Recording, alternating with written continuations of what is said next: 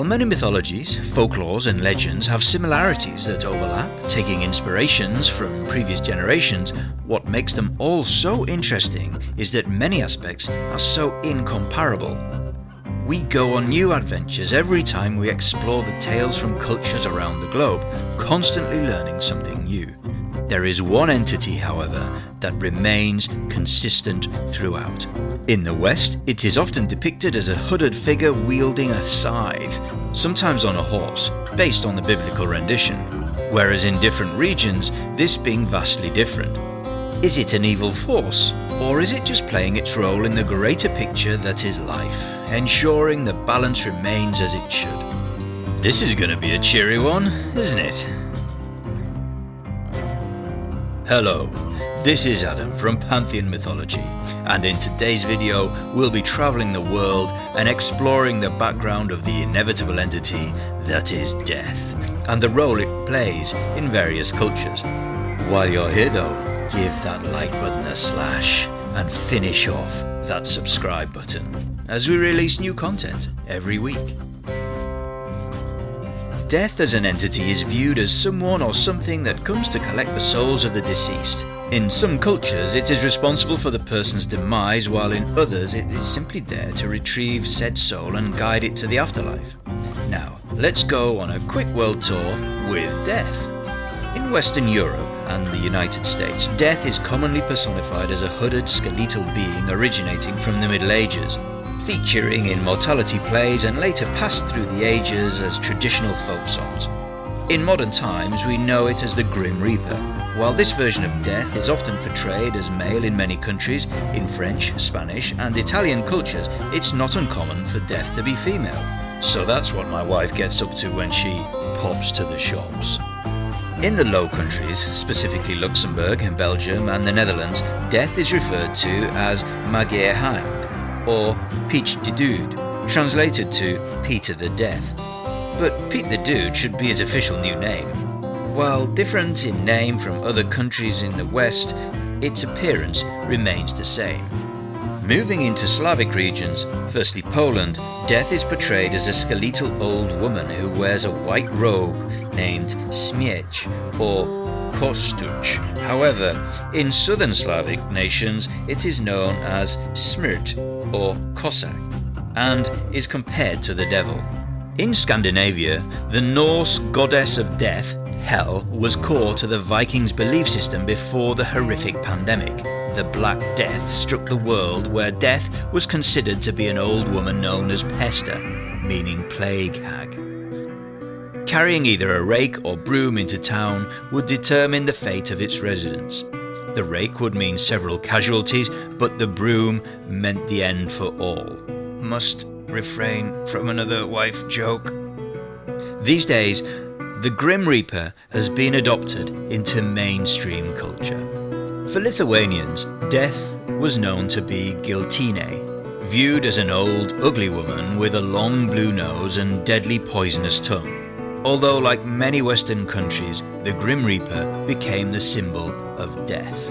In Latin America, primarily Mexico, Santa Muerte, meaning Our Lady of the Holy Death, plays the role of death. However, unlike many nations, she is worshipped and loved by all, and shrines can be found all over in her honor.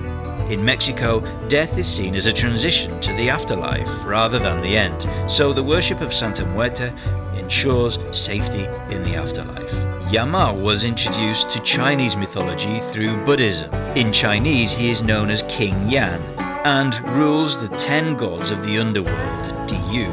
He's normally depicted wearing a Chinese judge's cap and traditional Chinese robes. As King of Hell, he must judge the dead. In Korean mythology, the primary figure of death is known as Josung Saja. He escorts all in the afterlife, both good and evil, from the land of the living to the underworld when the time comes. In traditional Japanese folklore, Japanese goddess Izanami died giving birth to her son and fire god Hino Kagutsuchi, entering the realm of Yomi, the Japanese underworld. And after a failed rescue attempt from her husband, she promised she would take 1,000 lives every day, becoming a goddess of death.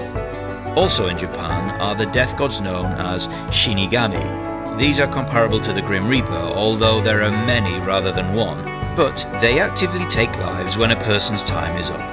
In Hindu nations, Yama is the god of death and justice. His responsibilities include overseeing the law and punishing all of those that sin.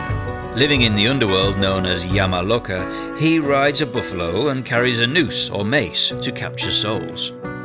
In Judaism, death is personified as the angel of death, or a devil. Created by God on the first day, he resides in heaven, although visits the earth to deliver one's final moment. It is said that in the hour of death, he stands at the head of his victim with a sword in hand and a single drop of bile at its tip. As soon as the dying one sees death, they become seized with convulsions, causing their mouth to open. It is now when the angel of death throws the drop into it, causing their death, turning them putrid and yellowing of face, completing the procedure. In Islam, the archangel Azrael is the Malak al-Maut, angel of death. He and his many subordinates pull the souls out of the bodies and guide them through the journey of the afterlife. Their appearance depends on the person's deed and actions, with those that did good seeing a beautiful being and those that did wrong seeing a horrific monster. After burial, two angels, Munkar and Nakir, come to question the dead to test their faith. Righteous believers who answer correctly are allowed peace and comfort in the afterlife, while sinners and disbelievers face eternal punishment. Regardless of your own beliefs, death remains such a powerful and prominent part of modern culture. What does seem to be the case is that death doesn't interfere with the lives of its victims, but instead only appears when the time has come to either claim the souls or as a guide to the next stage. While death is feared in many cultures, it doesn't seem to be a presence of evil, but just instead a force to retain balance. Now here's a joke to lighten the mood. Why does the Grim Reaper need a hearing aid? Because he's deaf. Share any jokes you Google in the comments below. By the way, I also heard that death has an awesome sense of fashion and can often be spotted rocking a Pantheon t-shirt. If you too have an awesome fashion sense, then check out Pantheon Apparel.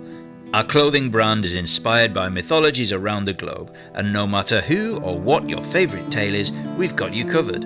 We'll leave a link in the description. Take a look at this video here if you want to continue down the mythological rabbit hole, and don't forget to subscribe if you're new here. As always, thanks for watching, and see you in the next one.